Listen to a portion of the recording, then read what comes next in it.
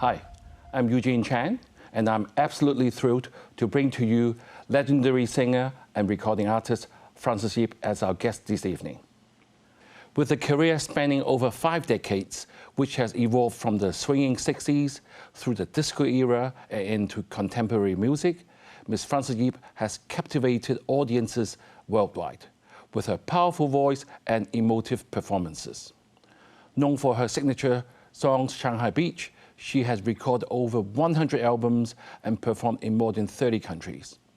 Frances has also performed in musicals and feature films and collaborated with prestigious orchestras globally. Beyond her musical achievements, Frances is also a dedicated philanthropist, using her platform to support numerous charitable causes. Today, she joins us to discuss the uplifting power of music and how it can make a difference in challenging times. Welcome, Frances. Hi, Eugene. Thank you for having me. So, Frances, when people think of you, the first thing that comes to mind is your music, as I said earlier, Shanghai Beach or The Bund. When we all know the opening line, and since you're here, can we have the privilege for you to sing for our viewers the first 2 lines? Certainly. 浪奔浪流，萬里滔滔江水永不休。Thank you, Frances. Thank you very much. Cantonese on an English channel. Right. Very rare. Right. So can you tell the viewers how you came into singing that song and how it made you sort of a household name, I can use that term, worldwide? Well, I was very fortunate. I had been a singer already for about 10 years at that time, and TVB was making drama series. And they decided in 1980 they were going to do a story based in the Bund in Shanghai, which is in the 1920s, and it was a love triangle. And it was like a bit of an international trading area, a bit free for all, you know, no man's land. So it was a very exciting story. And then they filmed it like a film instead of the usual very slow pace in the studio with 3 cameras sort of thing. And the best part of all is they had Zhao Yunfa, Lui Liangwei, and Jiu Ngaji, 3 very good actors in the series. And Joseph Koo was given 3 weeks to write the song and told I was going to sing it. So he did the song according to my range. So it suits my voice at the best advantage, I would say. And then the series, once it's played, took off phenomenally because the story was intriguing, good acting, good storyline, good pace, and the song at the beginning of the series, every night is played, has a phenomenal, powerful intro. So it became very, very popular. We didn't anticipate it. We were all flabbergasted, actually. Right, and also the lyrics were from our late James Wong as well. That's right, yeah. James and Joseph, they're both my mentors. I met Joseph in 1969. Well, I was a TVB girl. Right. I took part in the Sharp Show, which was a singing contest, or a talent contest, I would say, in 1969. And he was head of the panel of judges, and he gave me full marks. Right. And then not long after that, he asked me to go and sing jingles. And then he introduced me to James.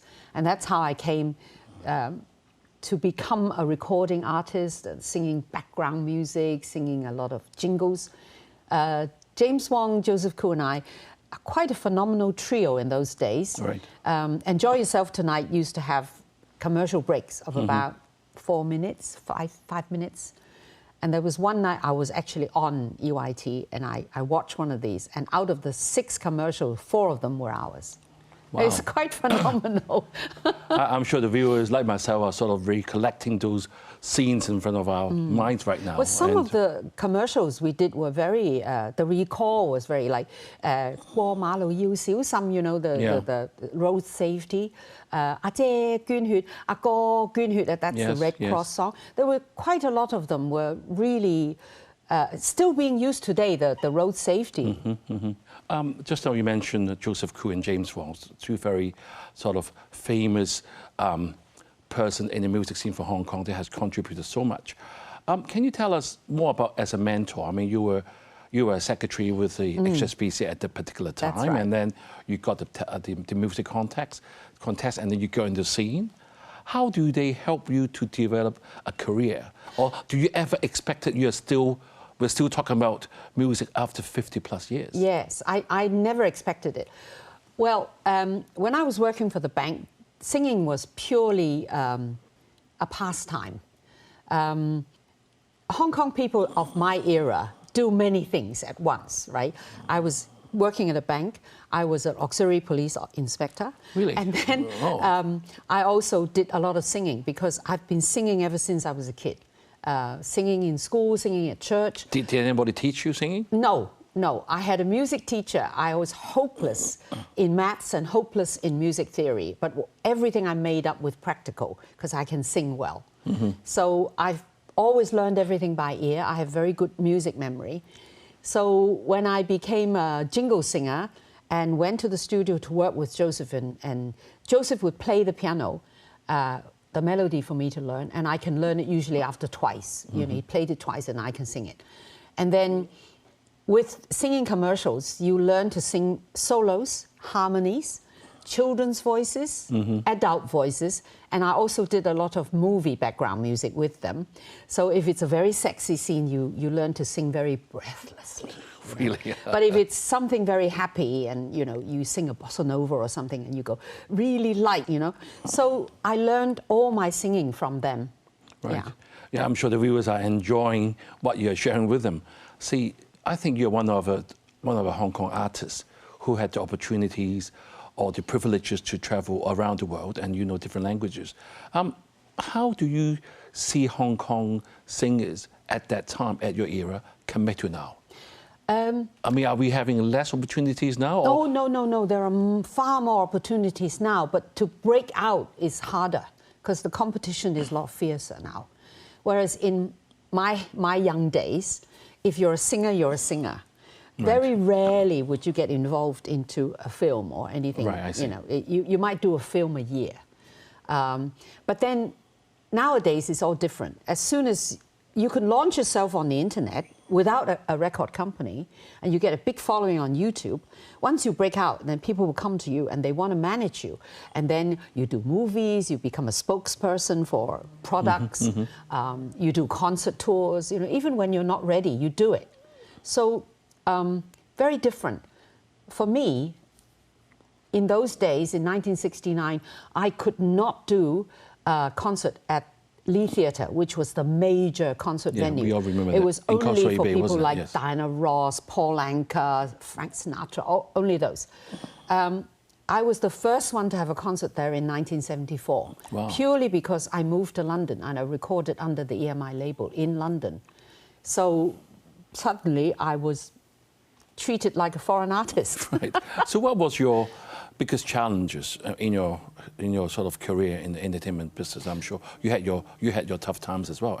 And how did you overcome it? Well, in the beginning, it was challenging because I've never lived alone, and I went to live in London, and I became a recording artist with EMI, and I had to learn a lot. But it was a great learning experience because I learned how to sort of poise and how to handle a crowd, all of that, by working in theatre restaurants and also on the BBC.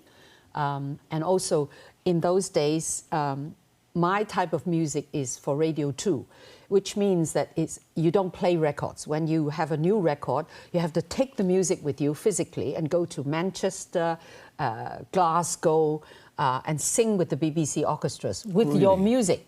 So you have to be very prepared and very professional. So that's where I learned my trade, really. Yeah. Right, so you must be the very few Chinese a singer with a Chinese background who will be able to do that, I think isn't the it? first one who went over there was Rebecca Pan. Really? I followed in her footsteps. But making a success in a foreign, well, in an international scene is very difficult. You have to have the right song. And they didn't really know what to do with me. They tried putting chopsticks in my hair, which I resisted. I was 26 already, and I said, I want to sing. I don't want gimmicks, you know. Right. So I had a very good record producer, the man who discovered Shirley Bassey, Norman Newell. He was my producer. So my first album was a real good gem. But it's difficult to break out. So eventually, I gravitated back to Asia because I didn't like living in London. I didn't like the early sort of 3 o'clock darkness and the 10 o'clock sunlight, you know. So for me, I want sunshine. I want to be outdoors. I want to do, and in London, most of winter, you can't do anything like that. Yeah. And then I'm sure the viewers may not know, Frances is a very keen golfer. So yes. that explains why she's always in such a nice tan colour. As a lady, or as a woman, have you encountered any difficulties throughout the years? In the beginning, because I was such a novelty, a Chinese girl in the music scene in London, my agent, who was an absolute English gentleman, he provided me with, gimmickly, he called it a joke. It is a letter to say that I'm a lesbian. Oh. Right? So when I have to go and make an appearance at all of these cocktails for parties and what have you, if somebody sort of suggests they take me home, and at the door I would produce this letter. I used it once only, and it's a big laugh. Right. But after that, it was quite all right. People can sense the way you behave, how you respect yourself. Yes. And I'm a convent girl, so I'm rather old-fashioned as far as, you know, swinging 60s was concerned. I didn't swing at all. Thank you. So let's take a break now, but viewers, stay tuned. We will be right back. Thank you for staying with us on Straight Talk. We have the iconic Frances Yip with us, and she has been sharing with us how music can make a difference in challenging times.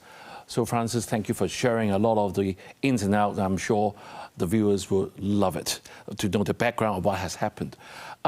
You being, I can say you have a pivotal role in the Cantopop genre. How do you see the future of the Cantopop? Now, as you said, things are more challenging in the music scene, and the whole world has been doing better and better. Hong Kong was sort of doing extremely well by ourselves. How do you see the future of our singers? I think the singers have a lot more opportunities now to actually become better, and there's a lot more technology that can help them as well. Whereas when I started recording, I was an absolute dinosaur. If I made a mistake, I had to go right back to the beginning and do it all. Now you could, you know, change a tiny bit of a beat. But challenging times being that there's more competition. Right. When somebody becomes noticed, what they should do is always try and improve themselves to develop their own style. Then they can sustain a career. Yeah. When I started, I copied Connie Francis. The recording company encouraged you to do that. But when I went to London, I was told, no, you have to be yourself. So I am who I am now. Right. So how do you avoid burnout and also being sort of keeping energized? Basically, you have to stay healthy. I have always been a very sporty person. So I always, in my younger days, I played squash, and then I've gravitated to golf. Now I do cycling, I swim, I do Pilates. I do something every day to stay fit. So mainly also is your mental attitude. In my lifetime, of course, you know, I'm 76 now, it's no absolute smooth sailing all the time. I've had breast cancer, I've had depression. So when those times are hard, exercise was a major key for my recovery. Right. Yeah. Just now, the title of the show today is how does music sort of carry us through challenging times? And thank you for sharing your personal experience. You just mentioned you had cancer, which is definitely very stressful at a particular time, and also depression. How does music actually help you in those tough times? It's very therapeutic. I've always had music in my life. Even now, when I'm not working, if I'm just a housewife, when I'm not working, when I cook, I sew, I do whatever household chores, I'm humming or singing or listening. So for me, I remember after surgery, I was, you know, I was full of questions, thinking, why me? Why did it? I'm always such a healthy person. I eat sensibly. I live well. I never abuse my body. I don't smoke. You know, why would it happen to me? And to calm myself down, I listened to a lot of music. And then gradually looked it up on the internet, sort of what causes, then I realized that for 25 years I've worked in venues that have smoking. So I was a passive smoker. And then I realized that's why I got breast. That could be it too, yes. That's why I got breast cancer. So what I must do then is to change my attitude, because you don't know when you're going to die, how you're going to die. So why worry about it? What you should do is to spend your energy on improving your health and staying healthy, and that way you can ward off the recurrences. Right, when you're saying that you hum music or you sort of sing music, do you sing your own songs or someone else's songs? No. I listen mostly to Teresa Tang if I want it in Chinese. Right. I listen to a lot of Diane Krall, a lot of soft, smooth jazz stuff, even some instrumentals like foreplay and one of my favorite is Elton John features in there somewhere. Right, I see. Yeah. Right, let's move on to something more related to Hong Kong, and thank you for sharing. It's wonderful listening to a legend. I mean, I'm so privileged to be able to listen directly from you, and I'm sure the viewers will feel the same. So you were a co-presenter at the British farewell ceremony in 1997, marking Hong Kong's transfer of sovereignty back to China.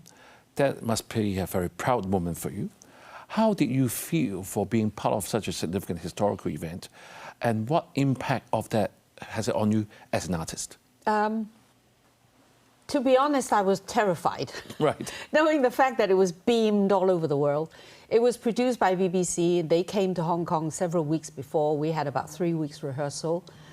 And of course, June 30th is a rainy day. It was meticulously planned on my part. I had a modified modern cheongsam. I wore beautiful shoes.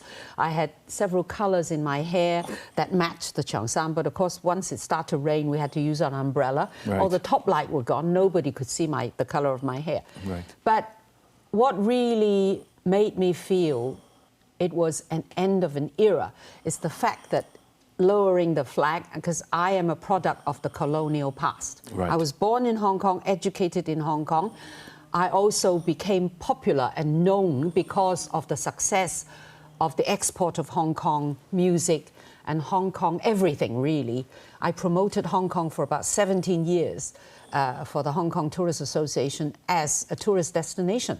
So if I hadn't been born in Hong Kong and educated here, I wouldn't be here today. Right. So to see the flag coming down and the government accepting it and going away was very emotional for me. Right. And also the uncertainty of, I decided I wasn't going to leave. Right. And I would stay. And I had confidence that I would be happy here, and I was right. For many years I was happy. Let me ask you directly. I mean, viewers, we never prepare any of these questions. 2024. Hong Kong had been through some tough times in the last few years. Are you confident in the future? I am. Very confident. Are you going to stay here? I am. I still have a home here, and I come back quite often, apart from during COVID. I was, stuck in Australia for 27 months, but as soon as I was able to, I came back.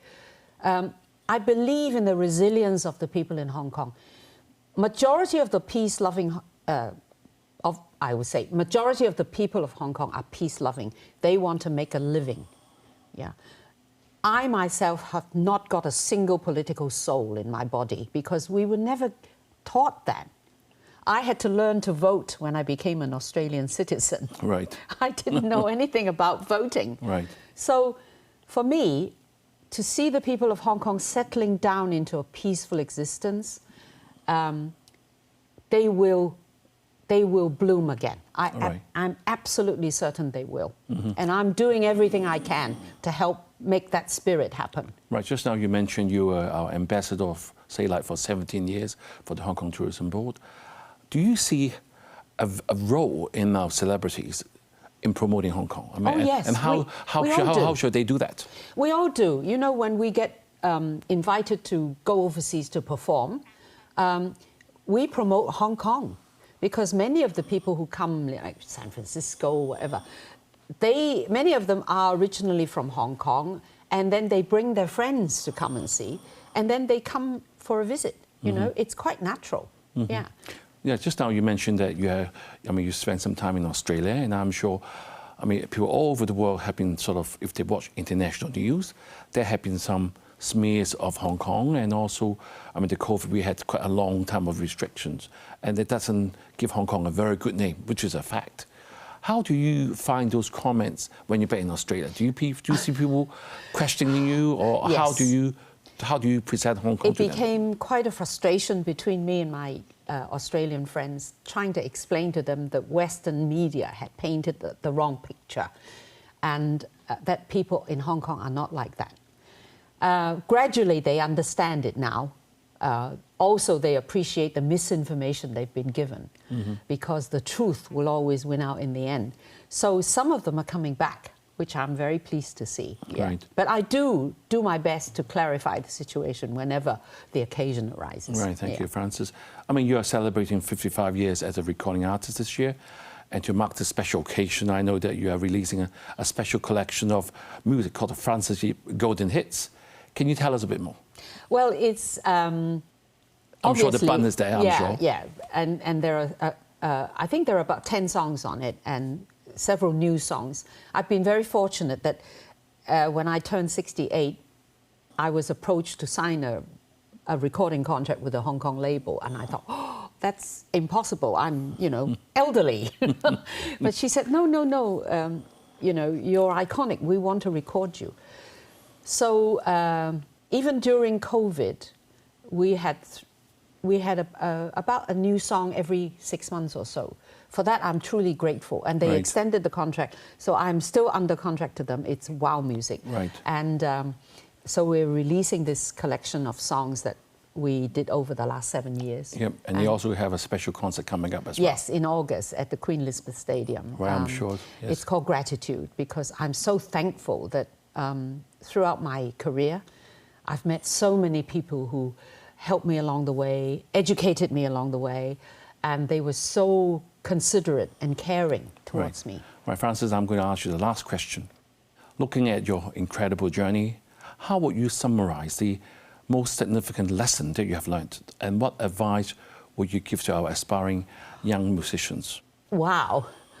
Have you got half an hour?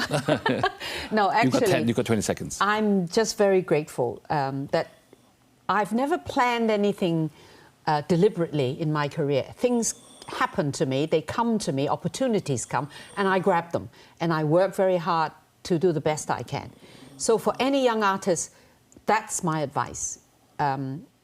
If you see an opportunity coming, you should do the best you can. Right. And then sometimes you have to compromise, I think, a bit. Right. But not always. Right. Thank you so much, Frances, for sharing your incredible journey and insights with us today. Your stories of resilience, the healing power of music, and your dedication to giving back to the community are truly inspiring. Viewers, music can certainly make a profound difference in challenging times, whether we are facing personal challenges or broader societal issues. Music can be a beacon of light and a source of strength. As U2 Bono said, music can change the world because it can change people. Have a good evening and see you next week.